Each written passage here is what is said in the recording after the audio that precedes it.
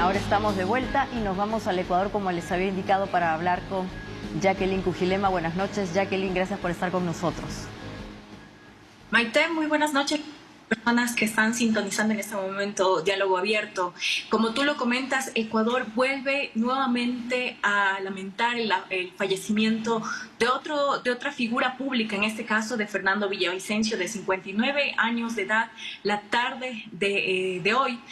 Precisamente a eso de las 5 de la tarde, el candidato presidencial se encontraba en un mitin político, precisamente con su gente, con todo su equipo desplegado, y al salir más o menos eso de las 6 de la tarde, fuera de las instalaciones de un colegio al norte de la capital de Ecuador, precisamente recibió varios disparos. 3 de ellos acabaron con su vida precisamente en su cabeza.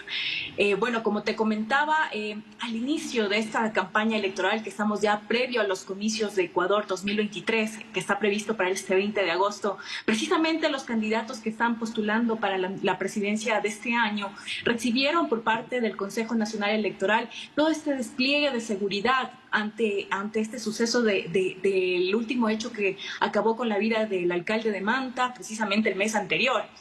Precisamente Fernando Villavicencio se sube a una de las camionetas al finalizar toda su jornada que tenía previsto la tarde de hoy.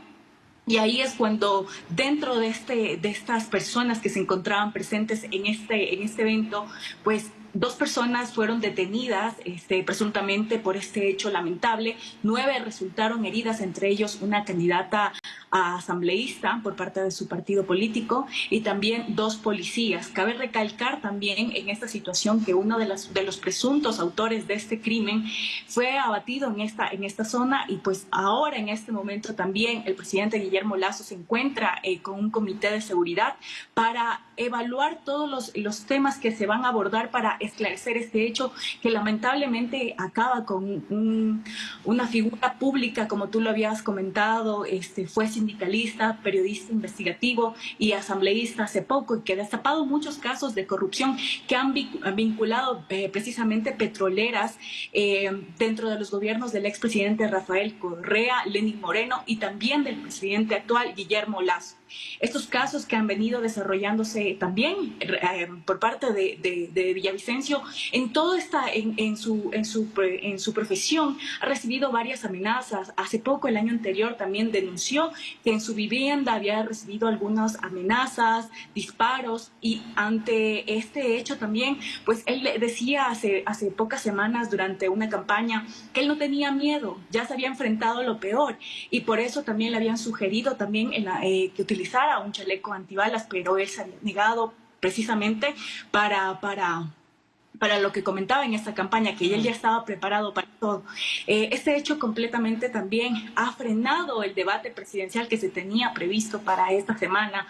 Algunos candidatos también, entre ellos Otto Sonnenhosner, Jan Topic, Luisa González, por parte del correísmo, se han solidarizado ante este hecho violento y también han manifestado su preocupación por este episodio de inseguridad que está atacando al Ecuador ya hace algún tiempo atrás, y que también temen por su vida a pesar de tener resguardo policial. Que esto realmente también sea un proceso para que todos los candidatos se unan, y también ya no es el enemigo prácticamente la otra propuesta que tenga el otro candidato, sino todos tener un mismo fin, que es acabar con esta ola de inseguridad que azota el Ecuador. Sí, Jacqueline, nos has hecho una revisión bastante exhaustiva de lo que ha pasado, de quién fue Fernando Villavicencio, pero el trasfondo, además de que es un periodista de investigación que, como hemos indicado, se ha dedicado a justamente levantar o destapar los nudos de corrupción vinculados con la gestión del petróleo, también es verdad que hay una situación de inseguridad tremenda en el Ecuador. ¿Qué está pasando? ¿Nos puedes comentar? Porque parece que la criminalidad se ha, digamos, disparado. Está el tema de los maras, el sicariato. ¿Qué está pasando en Ecuador para tener una idea más clara de cuánto puede estar influyendo a la política? Precisamente a partir del 2012 se hace un estudio sobre las nuevas bandas delincuenciales, el crimen organizado afectando sobre todo el país, sobre todo en el sector de la costa de Ecuador, donde se confirmó ya el ingreso del cártel de Sinaloa, también del cártel Nuevo Jalisco y también de la mafia albanesa. Estas han sido también algunas de las investigaciones que Villavicencio ha presentado a lo largo de estos años, donde también altos mandos ecuatorianos han estado vinculados también al tema del narcotráfico. Y este tema, como te lo había comentado, empezó desde el año anterior a tomar más fuerza por el tema de la violencia con la que se cometen los hechos. Prácticamente las autoridades ecuatorianas en ese sentido, en este año, no han podido controlar esta situación que se ha salido de control, no solo con las figuras públicas, sino también con la ciudadanía. Prácticamente en las provincias más conflictivas como Esmeraldas, Guayas, Los Ríos, Manabí, prácticamente las autoridades locales no han podido solucionar este tema. El narcotráfico ha sido uno de los pilares más fuertes que ha afectado en estos últimos años esta situación que se vive en el país. Hace unos días atrás, inclusive a nivel internacional, se pudo evidenciar de cómo un grupo de delincuentes delante de una niña de 5 años atentan contra la vida de su padre por quitarle. Este hecho inclusive fue comentado en la plataforma X de esta red social por el presidente Bukele, indignado de que esto suceda en la actualidad y que no se ha podido controlar en esta situación. Exacto. Ahora, Jacqueline, ¿cuál sería en todo caso la relación?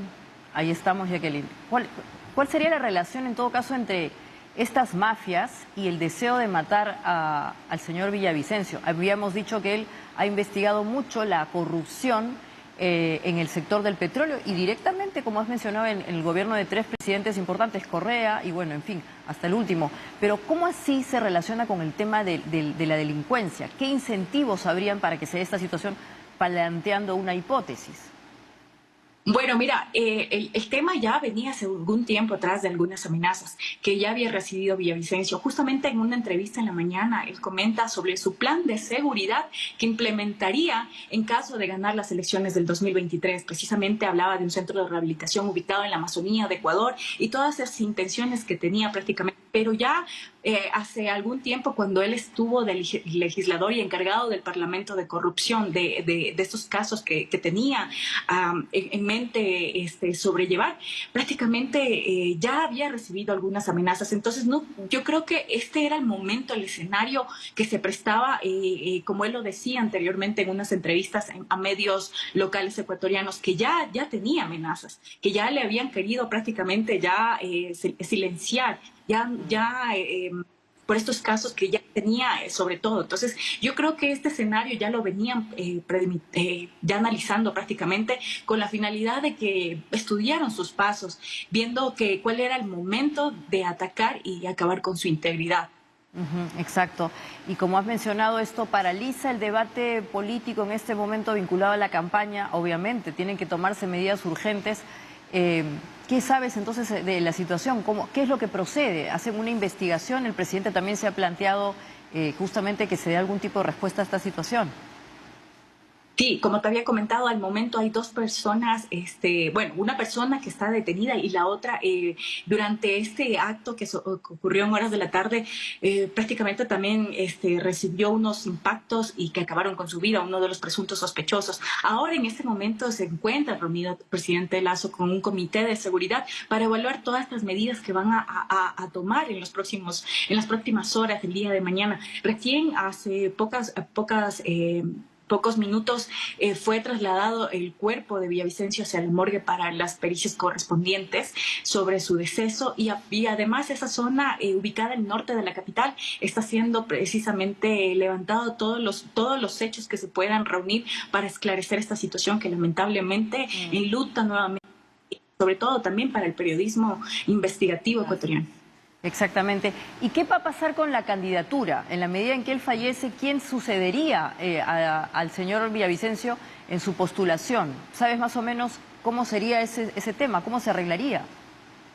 Bueno, hasta el momento el encargado de la campaña de Villavicencio no se han pronunciado absolutamente sobre lo que sucederá. Únicamente los familiares, tanto su hermana y algunos primos allegados de Villavicencio, han pedido a las autoridades que por favor esclarezcan este hecho, que ya había recibido amenazas. ¿Por qué no reforzar temas de seguridad aún más para los candidatos después del hecho lamentable que vivimos en julio con la muerte del alcalde de Manta? Eso es lo que solicitan los familiares, esclarecer este hecho, sobre todo por todo el aporte investigativo, sobre todo los casos que ha desarrollado Villavicencio, que también le costaron durante el gobierno de Rafael Correa un hecho de poder esquivar un tema de la justicia, y se refugió en una zona muy compleja de llegar en la Amazonía de Ecuador, hasta que hecho, sí, precisamente. Bueno, y de hecho estuvo en el Perú un periodo muy corto de 2 meses, también solicitó asilo político y estuvo aquí con nosotros y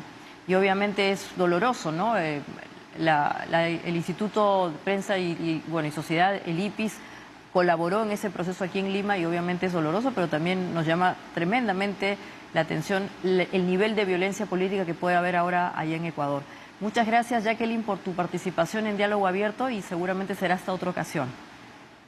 Muchas gracias, Maite, y en una próxima ocasión seguiremos informando sobre todos estos acontecimientos que ocurren en Ecuador. Exactamente, muchas gracias. Y como he dicho, el señor Villavicencio estuvo en un periodo corto refugiado aquí en el Perú y estuvo también en TV Perú justamente dando unas declaraciones. Vamos a ver qué pasó en ese tiempo, en enero del 2019. Muchas gracias, señor Villavicencio, por haber aceptado la invitación. El agradecimiento es mío. Un saludo a la sociedad peruana y latinoamericana. Buenas tardes.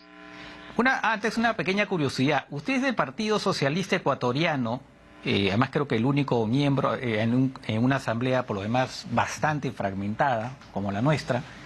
Es el partido más antiguo. Cuéntenos un poquito así, muy brevemente, ¿no?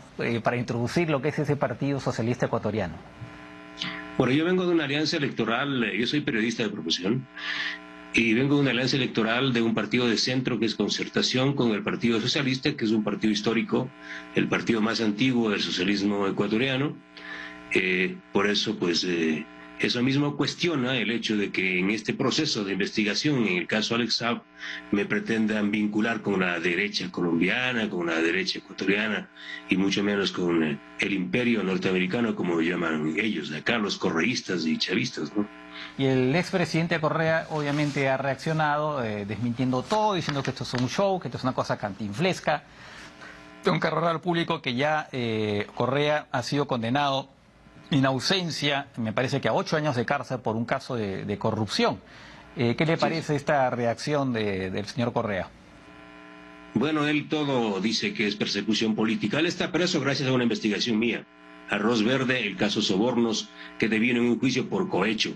Él recibió 8 años de cárcel y 20 altos funcionarios de su gobierno y empresarios, en uno de los mayores juicios de la historia. Obviamente no me quiere mucho, porque desde el periodismo de investigación yo he desarrollado las mayores tramas de investigación que tienen a medio gobierno de Correa en la cárcel. Bueno, esa fue una entrevista en enero del 2022, como hemos dicho. El señor estuvo en el Perú 2 meses, esta se hizo a través del programa Geomundo. Y obviamente también su fallecimiento tiene un pronunciamiento formal del gobierno del Perú a través de la Cancillería. Vamos a ver lo que se ha compartido en la plataforma X, antes era Twitter, y esto es lo que ha mencionado. El gobierno del Perú condena enérgicamente el asesinato del candidato presidencial Fernando Villavicencio y expresa su más firme rechazo a todo acto de violencia e intimidación que afecte el desarrollo de la democracia en la región. Hay uno más, dice, al expresar su solidaridad al gobierno y pueblo ecuatoriano, hace llegar sus sentidas condolencias a su familia y simpatizantes, como debe ser.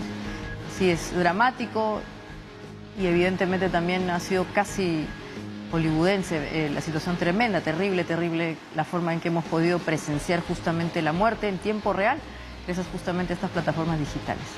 Bueno, después de este informe y con la participación de Jacqueline desde Ecuador, Ujilema, muchas gracias por eso, volvemos a los temas nacionales. Vamos a volver justamente con otra situación triste, el caso Mila. Vamos a entender vamos a volver con temas judiciales más bien, para ver qué ha pasado con Fuerza Popular y obviamente entender un poco cómo es que se reabre esta situación. Así que no se vayan, esto es Diálogo Abierto.